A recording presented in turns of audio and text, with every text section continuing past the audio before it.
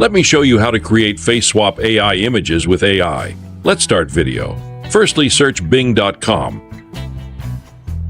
Right here, AI Image Creator. Next, go to the first link. Enter prompt in this search bar. Click on Create. Wait few seconds to generate these images. Here is the result. These are all the images made by same prompt. Download one image from here and go to Remarkar.ai and click on Multiple Face Swap.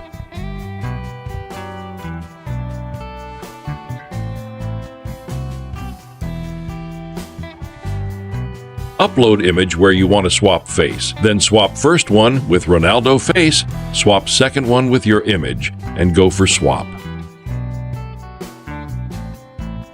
This is the result. Download it. I hope you enjoy this video. If you're new to our channel, subscribe for amazing content. Thanks for watching.